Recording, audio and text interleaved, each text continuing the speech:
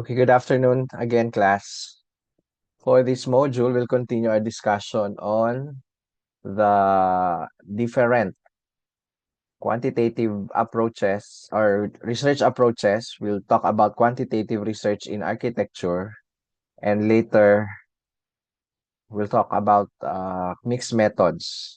No, last time we differentiated yung pag-gather ng data at yung pag-analyze, no, between quantitative and qualitative research. So architecture is not only about aesthetics and cultural meaning. It is also about precision, measurement, and evidence-based decision making. Quantitative research provides architects and planners with the ability to analyze data systematically, ensuring that structures are safe, efficient, and sustainable. Unlike qualitative research, which emphasizes lived experiences and cultural narratives, quantitative research focuses on numbers, measurements, and statistical analysis. So, as we have always been saying, architecture is not just about making your structure or making your buildings look Instagrammable, no? Ayaw natin na maganda lang siya pero madali namang mag-collapse, no? Kaya doon papasok yung quantitative research.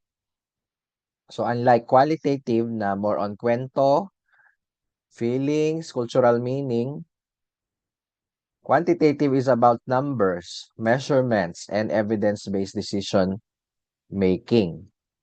So think of it this way, kung yung qualitative research is interviewing your grandmother, your lola, about why she loves the ancestral house, quantitative research naman is like measuring the thickness of the wooden beam para siguradong hindi kayo mabagsakan habang nagkukwento siya. No? So, importante yon. Hindi lang yung kwento niya, kung hindi, kailangan yung structure. No? Nag-a-align siya sa standards. And paano yan ginagawa, ang quantitative research? So, here are the nature and characteristics of quantitative research. You focus on measurement and numerical data, objectivity and reliability, generalizability of findings, and predictive and comparative analysis. So these are the four big traits. So the first one is measurement and numbers. So we measure dimensions, costs, energy usage. So example, how many lumens of light are needed in a classroom? So you have to measure it. You have to gather data para hindi ka manghuhula. So talking about that, number 2 is objectivity and reliability. So hindi pwedeng sabihin mo, oh, feeling ko matibay na tong beam. Okay na yan. So dapat mayroong actual compressive strength test. Okay, especially if you are using new materials, you have to conduct an experiment, no, before you use it for actual construction. When you say experiment, so hindi pa siya sa actual construction, ay ititest mo na siya para makita mo objectively and makita mo kung reliable yung material na yon. And also generalizability. So results can apply to larger populations. So when you say population, the whole count of all the participants, possible participants, no? From this whole population, pwede kang kumuha ng sample. No, meron tayong mga sampling techniques that we'll later on discuss, or you can search about it, no? Pwede kang mag-random sampling, purposive sampling. From this sampling, you get ito mo sample mo yung participants mo, sila yung sasagot ng survey mo, kung ano yung na kuha mong result, you can generalize. that it is applicable for the whole population. Of course, you have to consider different statistical concepts or statistical principles bago mo masabing ganon. Next is predictive and comparative analysis. So, kaya niyang mag-forecast. When you say forecast, you can predict, what could happen in the future. Example, compare the energy use of heritage house using yung mga old materials compared sa modern houses. So, you can predict. Ito yung modern house, ito yung sa ancestral house. In the long run, ito yung magiging energy consumption. Magkaiba sila because magkaiba ang materials, magkaiba ang design. So, you validate it or you prove it with quantitative analysis or quantitative data that will support your claim. So, imagine kung walang quantitative research, your building might look fun or maganda sa umpisa, pero dangerous pala sa huli. Okay? So, example ng analysis sa quantitative. Let's make it simple. So, kung merong 10 classrooms na average ay 35 students for example, DepEd classrooms across the Division of Pampanga. So, across Division of Pampanga, hundreds na ang schools.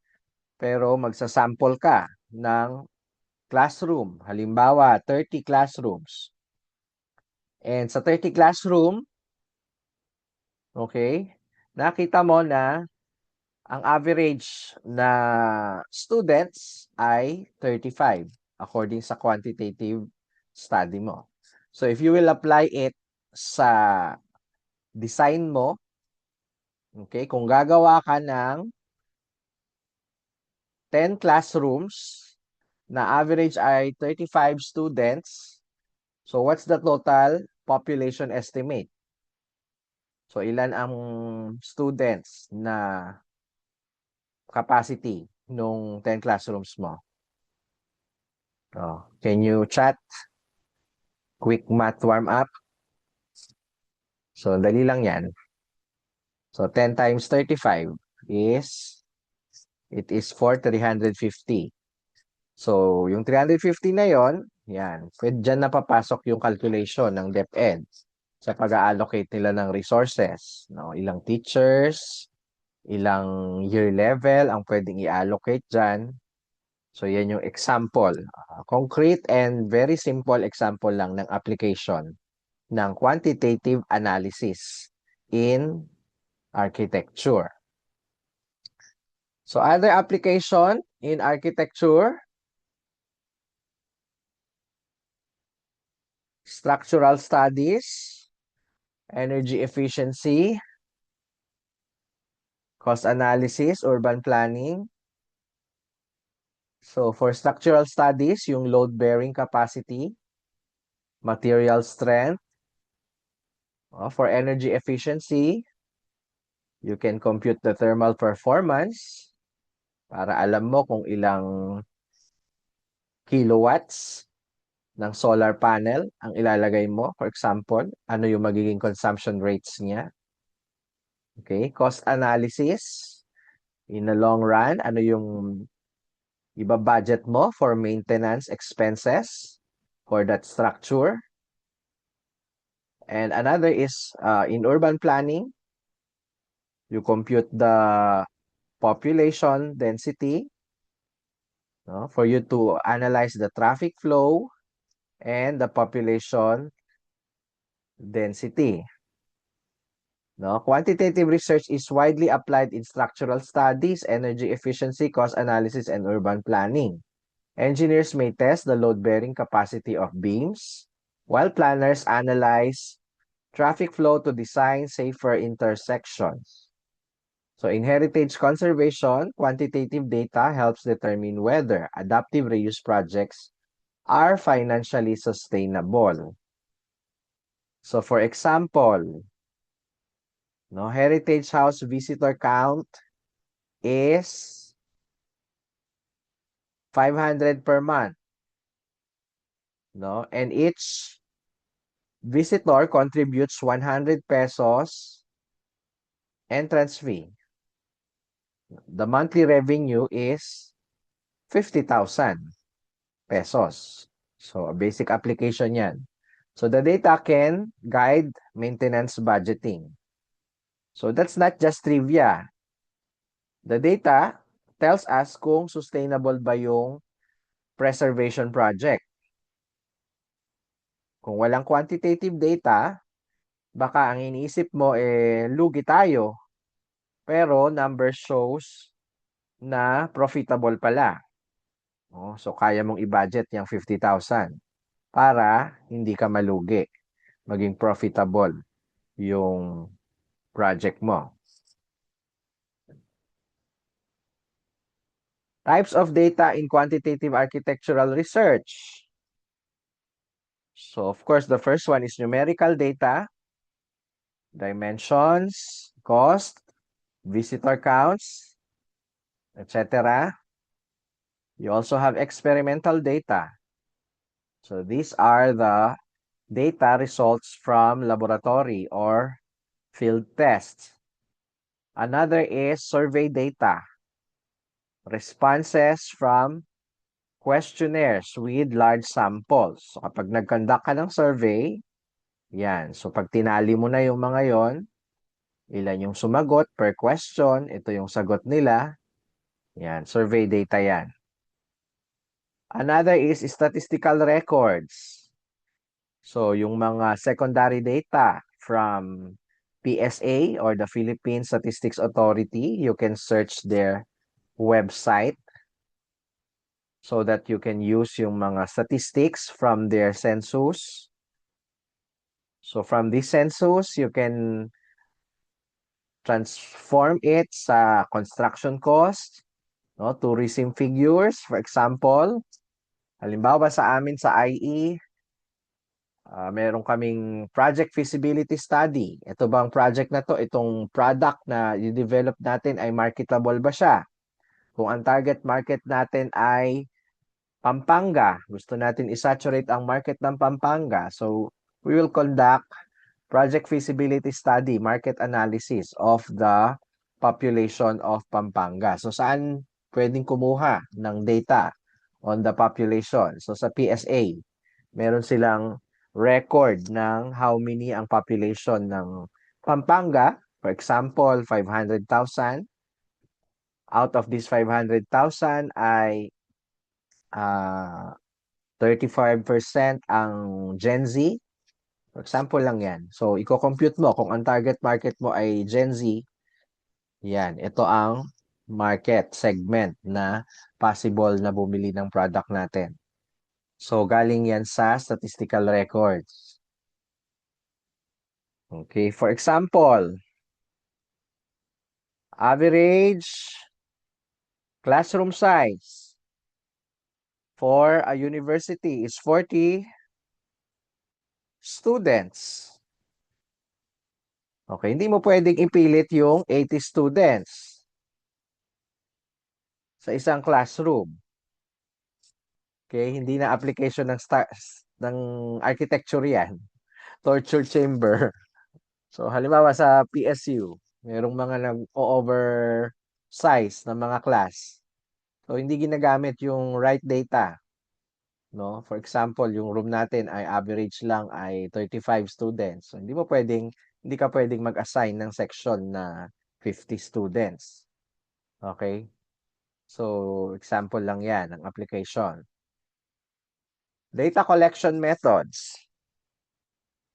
So methods include surveys. You ask residents about housing satisfaction. For example, nag-develop ka ng isang subdivision, residential, no? Gaano na-satisfy yung mga homeowners. So you will conduct a survey. And from the survey, You can also generate or ask comments, suggestions. They have the say because they experience it firsthand. Experiments, so test materials in labs. Observation, foot traffic counts in plazas, energy meters, etc. So, secondary data analysis, yun nabanggit ko kanina, you can get it from government records, yung mga government websites, nagpo-post sila dyan ng mga data, or pwede kayong mag-request, sasagot sila. Or meron din tayong online na, ano ka kasi yon, yung Freedom of Information website. I think you can request doon. Pwede kang mag-request. For example, I want to know ilan ang female students sa Pampanga State University. You can check on that website. It's a government initiative.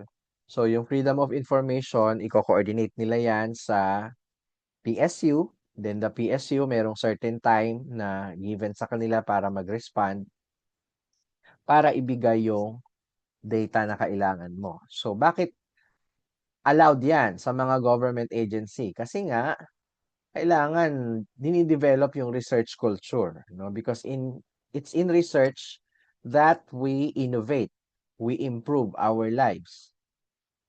So, hindi bawal yan. Pwede kayong mag-request, pwede kayong sumulat kay President Baking. Siya ang mag-direct sa anong office. Nakakailanganin mo yung data. Okay. So, sabi natin, one major difference ng quantitative sa qualitative, yun nga, yung numerical analysis. So, dito papasok yung statistics. So, alam naman natin lahat yung statistics, no? The analysis of numbers, figures, so that you can use it for decision making, for intelligent decision making. Okay, so, in example ko last time, yung mga ginagamit na surveys sa government, sa politics, paano nila nasabi na si President Marcos ay bumaba ang kanyang trust rating. Tapos si President, si Vice President Inday Sara ay merong ganitong kanyang trust rating at prediction na percentage ng vote na boboto sa kanya sa 2028 national election. So, nagkakonduct ng survey at ina-analyze. So, there are three major types or three major categories of statistics that I want to share in relation to architecture research. The first is descriptive statistics. Another is inferential statistics. And yung regression analysis. Okay? So siguro meron na kayong background dyan or sa math ninyo. Ginawa nyo na yan. So the first is descriptive statistics, the very basic statistics. So definition is it summarizes and describes collected data. So parang snapshot siya of the reality. You describe the picture of the reality in terms of numbers. So example, average maintenance cost of heritage houses in Pampanga, the distribution of classroom sizes in state universities and colleges across the Philippines, the frequency of visitor counts in museums. Okay, for example, museums in Region 3. Okay?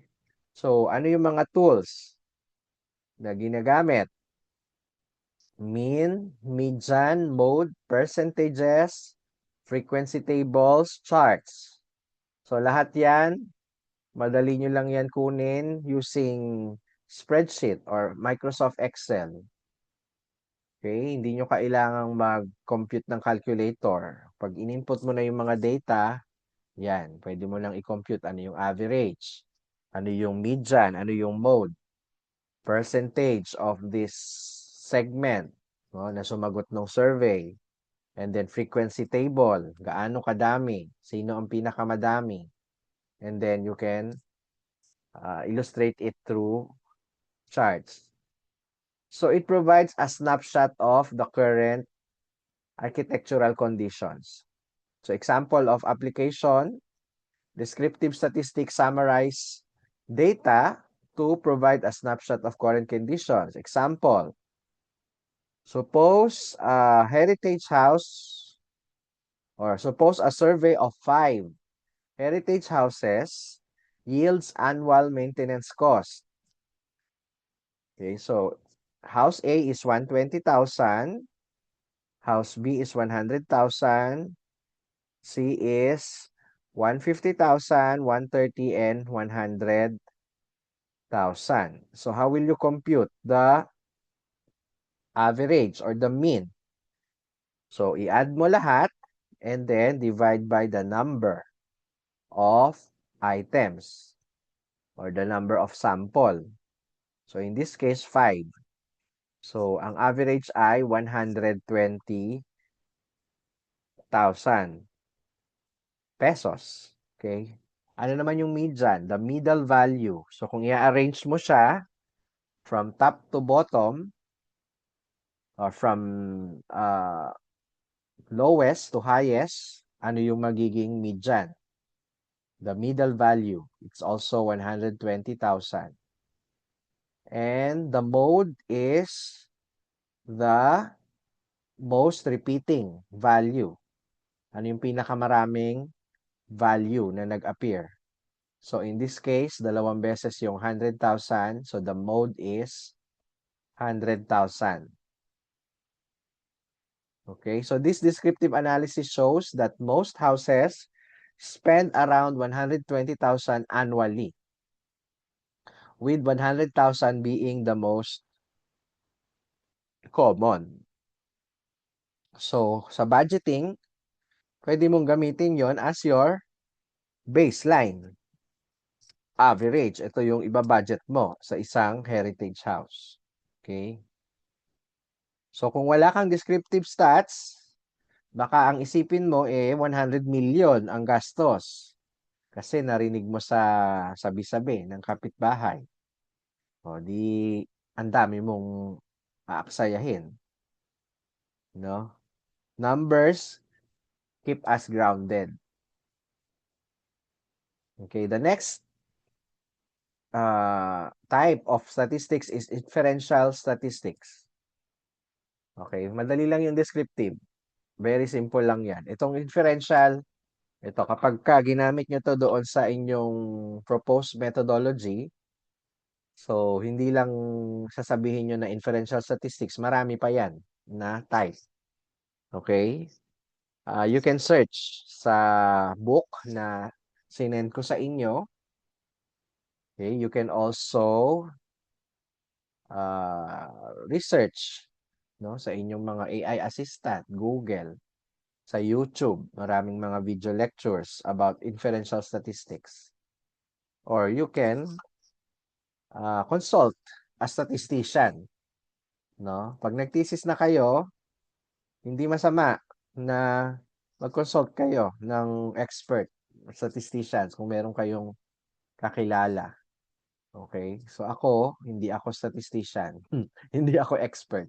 Kaya ang ginagawa ko sa inyo ay ini-introduce ko, no, itong mga basic, no. Pero ang sinasabi ko marami pa 'yan, sanga-sanga. Okay?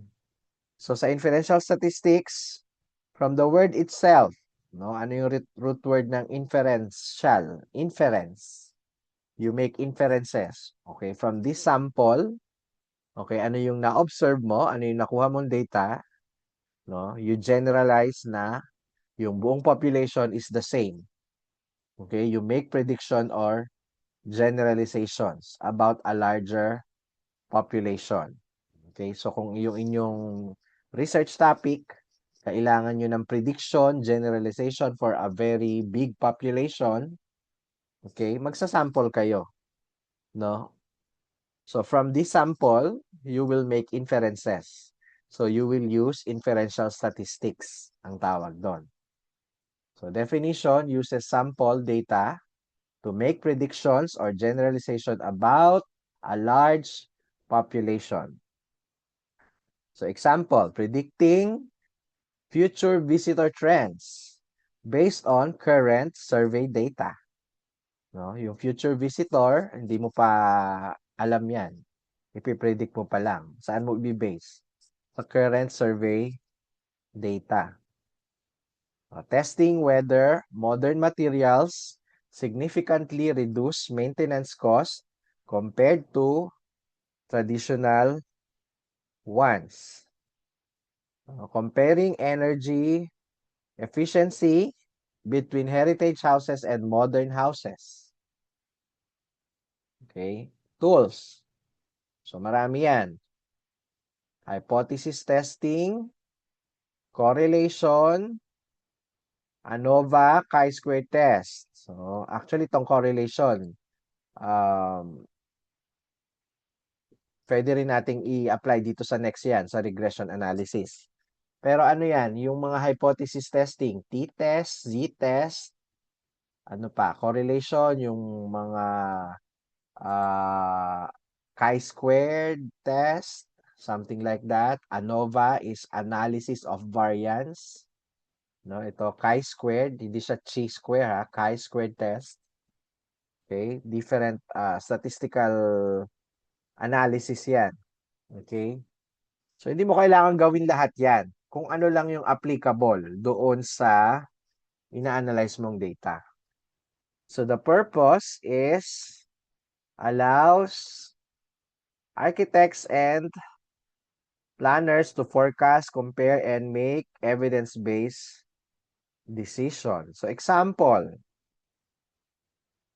if a sample of 30 classrooms show an average size of 40 students with a standard deviation of 5, okay, 5 students. Ano ibig sabihin ng standard deviation? Yung deviation from the mean. Okay? Inferential statistics, so kumuha ka ng sample na 30 classrooms. So usually sa inferential statistics, no, kapag marami yung population, yan, merong way or merong mga formulas na ginagamit to compute for the sample size, no? Pero sa mga classic na stat, no, noong araw pa na inaaral namin, yun, yung 30 na sample size, madalas gamitin 'yan, no? Pwede na ano, na pag analyze ng sample for you to generalize for the whole population. Usually, no, ginagamit. Pero ngayon, madami na nga. Marami ng ways na-discover paano i-justify yung pag-compute ng sample size. So for example, ito, nag-sample ka ng 30 classrooms out of 1,000 of classrooms in Pampanga. For example, sa ano na lang, sa PSU. So for example, merong 1,000 classrooms sa buong PSU, pero hindi mo kailangang i-survey lahat. Nag-sample ka lang ng 30 classrooms and it shows na ang average size ay 40 students at ang standard deviation ay 5. So, inferential statistics can estimate the average classroom size for the entire university. So, using a 95% confidence interval. Ano ibig sabihin ng confidence interval? Kasi statistics is not 100% science din yan. Hindi siya, di ba, yung mga survey, sabi nga, minsan, nagfi-fail din yan. Okay, hindi naman yan, pag pinredict mo na ganito, 100% ganyan ay mangyayari. No? For example, sa election, yung mga survey na nilalabas, hindi naman automatic yan na yung exact number na lalabas sa result. So, kaya merong confidence interval. So, pag sinabing 95%, so almost 100. Pero meron pa ring 5% na hindi ka confident. Yun yung sinasabi lang yan.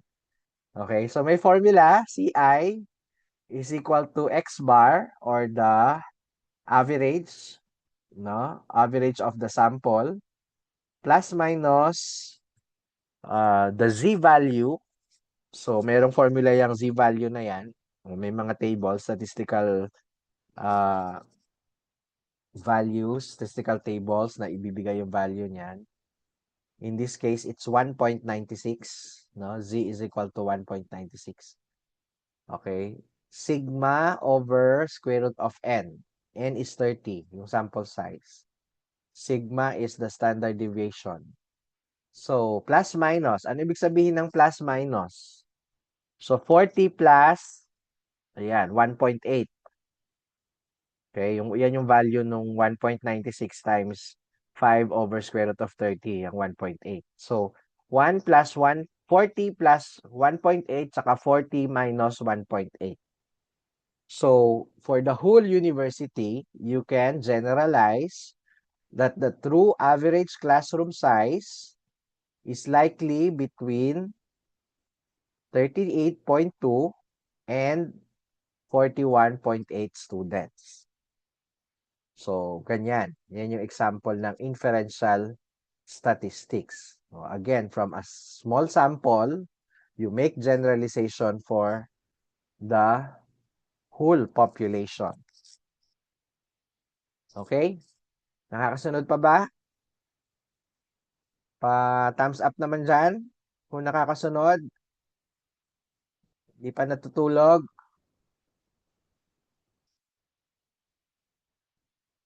Ilan lang nagta-thumbs up? Ayan. Diyan pa.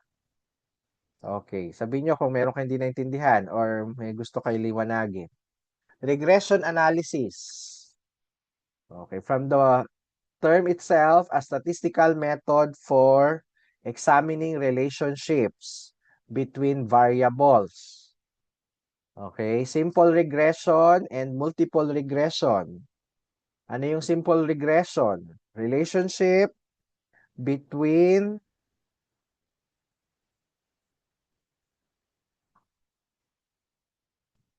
one independent variable and one dependent variable. Again, from your algebra. Okay, pag sinabing independent variable, no, one that is it can stand alone, no, hindi siya dependent sa other variable. Yung dependent variable, nakadepende siya sa independent variables. Ibig sabihin kapag binago mo yung independent variable, susunod yung dependent variable mo. For example, the maintenance cost versus the age of building. So, ano ang dependent? Ano ang independent variable dyan? Yung age of building, patuloy lang yan na tumatagal or tumatanda yung building. Pero nakadepende, according to your study, that as the structure ages or as time passes by, lumalaki ang maintenance cost. No? Kasi maraming nasisira, maraming kailangang i-repair, etc. So, gagawa ka ng simple regression. Paano mo kukumputin ang maintenance cost habang nag-age yung building? Okay? So, simple regression yan. Multiple regression naman, relationship between several independent variables and one dependent variables or pwede ring vice versa, no? Visitor numbers predicted by accessibility, marketing, and heritage values. So in this case, ano yung dependent variables? Yung visitor numbers. Okay? Pwede mong baguhin yung data mo sa accessibility, no? The efforts on the marketing, paano mo i-market yung site, and the heritage value. So, pwede kang mag-conduct ng multiple regression analysis para makuha mo yung relationship niyan. Application is the predicting maintenance costs based on building age and material type. Forecasting visitor numbers based on location and cultural significance. And estimating energy consumption based on design features. So purpose is provides predictive models that guide architectural planning and policy. Okay, kung meron kang mga kailangang i-predict, no? Gagawa ka ng regression model para pag in-input mo si independent variable, ito ang prediction mo kay dependent variable. Regression analysis examines relationship between variables to make predictions. Example, suppose you want to predict visitor numbers based on distance from city center. Okay. So distance from city center versus visitor number. So which one is the dependent and which one is the independent? So habang, yan, ito yung distance mo, 1.2 kilometer. Meron kang 1,000 visitors, 5 kilometer. Habang lumalayo, kumukonti ang visitor. 10 kilometers, naging 600, etc. So, merong formula yan, no, para makuha mo tong simple linear regression. So, for example, ito yung naging regression or linear regression formula.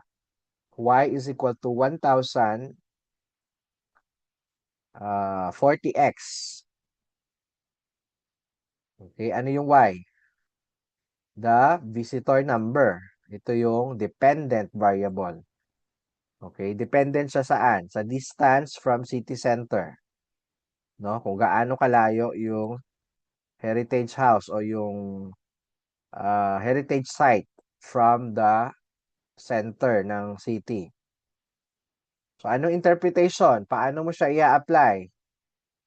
So, as an architect, you can apply it for every kilometer farther from the city center, visitor numbers decrease by about 40. This model helps planners decide where to invest in accessibility improvement. No? So, interpretation every kilometer farther ay 40 fewer visitors. So, kung ang heritage site mo nasa 20 kilometer, expect, so input mo lang dyan, 200 visitors.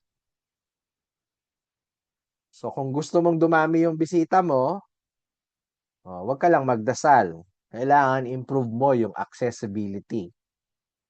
Hindi mo pwedeng sabihin na, Lord, dagdagan mo ang visitor. Hindi lang basta gano'n, hindi ka lang mag-pray. No, kailangan you will act based sa result ng iyong regression analysis. Okay? So, simple application. So, if the site is 12 kilometers away, how many visitors ang expected mo? Using that regression formula. So, how will you apply it? 1,000 minus 40 times 12. So, the answer is 520. Okay, the strength and limitations. Quantitative study provides measurable, replicable results useful for policy making and technical evaluation. Enables prediction and comparison. Actually, na-discuss na natin ito noong last module. Limitations may overlook cultural and emotional dimensions. Risk of reducing complex experiences to numbers. Okay, another study or case example. Yan, basahin nyo na lang yan. So, summary and conclusion. Quantitative research is essential for technical, financial, and policy aspects of architecture. So, descriptive, we have 3. analysis or three types of statistics you can use for quantitative analysis. The first is descriptive statistics, summarize current realities. Inferential statistics enable prediction and generalization. And regression analysis provides deeper insights into variable relationships and forecasting. Together, these tools ensure architectural research is evidence-based, reliable, and applicable to real-world planning. Okay. Kaya nga sabi sa akin ni Architect Jeron, tsaka nung mga ibang archi-prof na nag-handle ng thesis ninyo, no, ang kanilang bilin, hindi nyo lang alam yung mga statistical concepts. Kasi, pwede naman kayo mag-consult sa stat majors or sa mga statisticians talaga.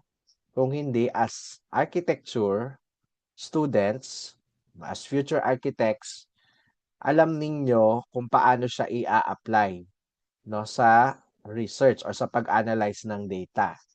Okay, again, babalik tayo doon sa basic question natin before. Naalala nyo pa, tinanong ko kayo, which is better, quantitative or qualitative, no?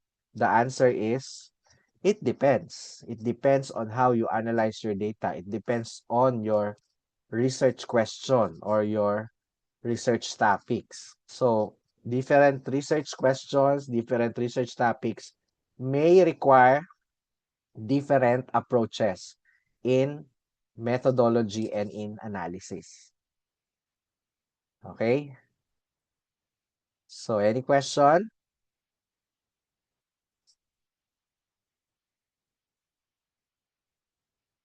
No question? We still have time. Let's go to the mixed method.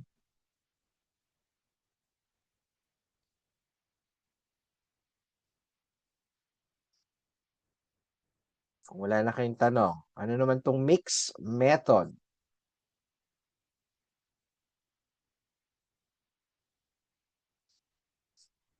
So this time we'll talk about how architects can be both math nerds and storytellers at the same time.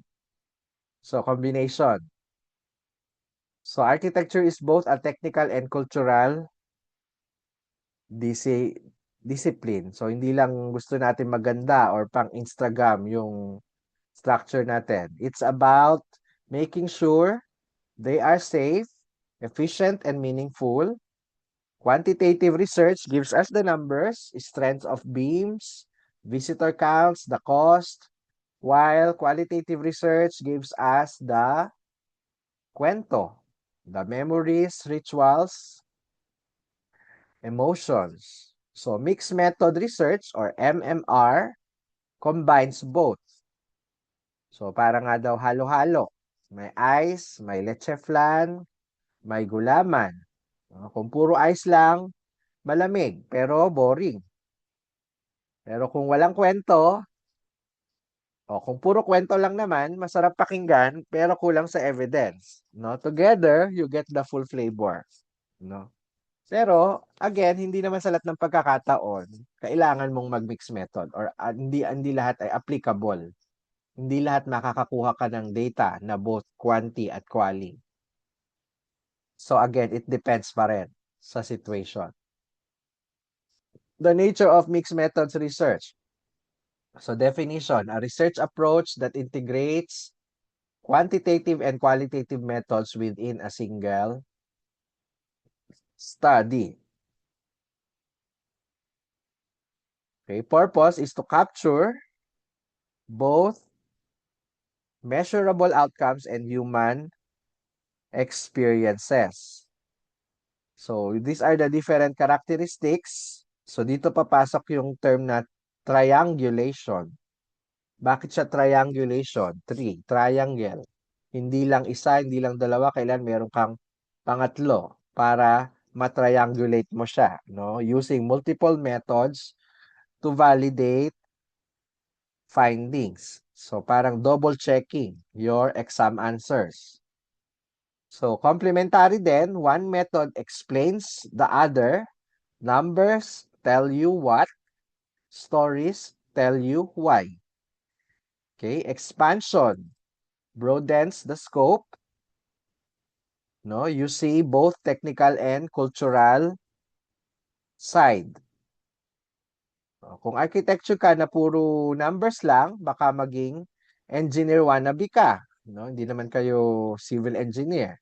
Pero kung kwento, puro kwento lang, baka maging historian wannabe. So, mixed methods daw. Okay, para legit na application ng architecture. So, where do we use MMR? Example, heritage conservation. So, the quantitative part, you measure structural integrity and visitor numbers para magamit mo sa design at sa budgeting, sa planning ng maintenance cost, for example. Qualitative, you collect oral histories and emotional connections to heritage houses. The outcome is balanced preservation strategies that consider both safety and cultural meaning. Another is urban design. The quantitative part, you analyze pedestrian flow and traffic counts. Qualitative, you observe how people interact socially in plazas. So the outcome, inclusive design that support both mobility and community life. So for educational spaces, quantitative part, you survey student satisfaction with classroom layouts. For qualitative, you conduct focus groups discussion on how design affects collaboration. So yung hindi mo makukuha sa survey, no, they can explain through focus group discussions, no, paano makaka-design ng isang magandang classroom to improve collaboration sa mga klase. So the outcome is an evidence-based improvements in learning environments. So there are 4 types of mixed methods design. The first is the convergent design, explanatory sequential design, exploratory sequential design, and embedded design. So, anong pinagkaiba niyan? Convergent, collect both data at the same time. And then, i-merge mo yung results. Ang explanatory sequential naman, you start with numbers. So, quantitative muna. From the quantitative, yun yung pag-uusapan ninyo sa qualitative. You find explanation. Bakit ito yung lumabas sa numbers? Okay? Exploratory muna, nag-start ka sa qualitative kung wala ka pa talagang idea sa numbers. Okay? So from the kwento-kwento, nag-start ka ng stories, iti-test mo siya with quantitative, with numbers. Okay? Embedded design is you insert one method inside the other. So from sa qualitative mo, nagpapasok ka na ng mga survey questions para embedded siya. So you enrich findings. Okay, convergent design. Collect quantitative and qualitative simultaneously, then merge results. So use when you need a comprehensive snapshot of both measurable and experiential data at the same time. So example, you survey 200 residents, quantitative, and then you interview 20 residents. So 200 yung quantitative participants and then 20 respondents. So by the way, ano palang pinagkaiba sa tawag sa mga sumasagot sa quanti at quali? Usually kapag quantitative sa surveys, ang tawag natin ay participants. Okay, yung mga nag-participate sa survey. Sa qualitative, yung in-interview mo, yung sumali sa focus group discussion, we call that respondents. Okay, ulitin ko ha. Participants sa quanti, sa quali ay respondents. So, sa quali, you conduct interview with 20 about their live experiences. Then, you integrate. The outcome numbers show dissatisfaction. For example, unsatisfied sila. So, through the interview, nalaman mo that residents feel suffocated and uncomfortable due to poor airflow. So, parang sabay mong kinausap si crush at si best friend. Parehong perspective, sabay mong naririnig. Okay? Next is explanatory sequential design. Start with quantitative data, then use qualitative methods to explain findings. So you start with numbers, then explain with stories. So for example, you measure foot traffic in public plaza. It shows average of 1,200 people per day. So through the interview of 30 plaza users, you understand why certain areas are more crowded. No? Interviews explain shaded benches are more popular. Parang nakakita ka ng maraming likes sa post. So nakikita mo yung numbers mo ng likes and heart. No? Tapos itinanong mo isa-isa, no? Yung mga nag-heart at nag-like. Okay? Para malaman mo bakit sila nag-like. Nalaman mo na dahil cute ka daw. Sana. Sana all. So nagets nyo yung explanatory? You have the numbers and then you ask why sa mga respondents. Exploratory sequential design, you begin with qualitative exploration, then test insights quantitatively. No? So use when you want to explore cultural insights first and then test them quantitatively. So qualitative is conduct focus groups with students about classroom design. They emphasize the importance of natural light for concentration. Okay, and then from this, you conduct survey from 300 students across different classrooms, measuring satisfaction levels with the current lighting conditions para malaman mo, ano yung average na from the different classrooms. Satisfied ba sila o merong kailangang i-improve? So from the qualitative na nakuha mong data, no, ito yung mga factors na makaka-improve ng concentration, integrate mo ngayon sa design mo. Okay? So, yun nga. Focus groups identify natural light as a key factor. Surveys confirm that classrooms with large windows score 20% higher in satisfaction. So, na-validate mo ngayon yung pinag-usapan nyo sa focus group discussion na kailangan malalaki ang windows. So, kapag nag-design ka, gagamitin mo yung datang yun. So, example daw, parang narinig mo, oy, uso ang milk tea. Okay? So, you learn from social media, uso ang milk tea. So, ang ginawa mo, nag-survey ka ng mga Archi students. From the survey, okay, confirm. Lahat ay addicted sa milk tea. Matcha flavor. Okay. Last is embedded design. One method is nested within the other. So example is qualitative interviews with a quantitative survey. So example, you survey on maintenance cost of heritage houses plus open-ended question about emotional challenges.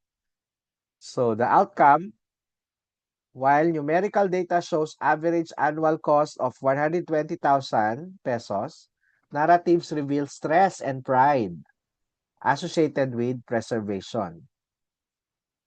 Okay, the outcome, the embedded qualitative data enriches the quantitative findings, showing that maintenance is not only financial, but also emotional. No? Dahil ang mahal ng maintenance, no? Naapektuhan ang emotions ng mga nagme-maintain.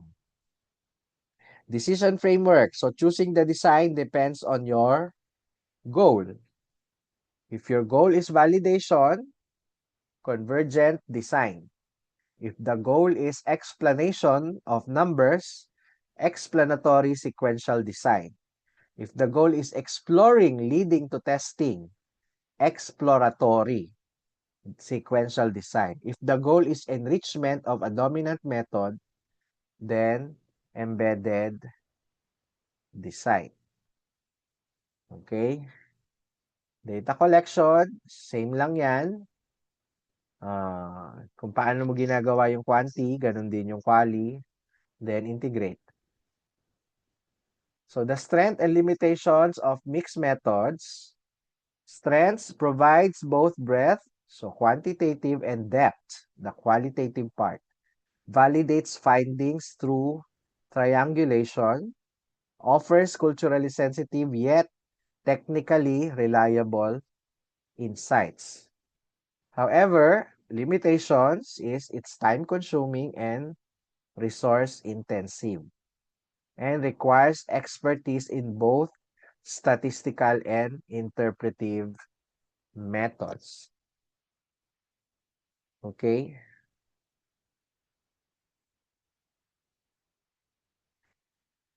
So any question? So para daw pag nagthesis kayo, double the work, no? Kailangan may kape, kape at pandesal. No? Pero kailangan din ng dasal. Okay? So mixed methods, research bridges the gap between numbers and narratives. It ensures designs are not only structurally sound and economically viable, but also culturally meaningful and socially inclusive. So kung puro numbers lang, building mo baka maging parang calculator. Kung puro kwento lang, baka maging parang diary. Okay? Pero kung mixed methods ang gagamitin, yung building na gagawin mo, safe, sustainable, and full of life. Okay? Any question or what do you call this? Any takeaway? Sige. Patayin ko na tong recording muna para mag-discuss tayo.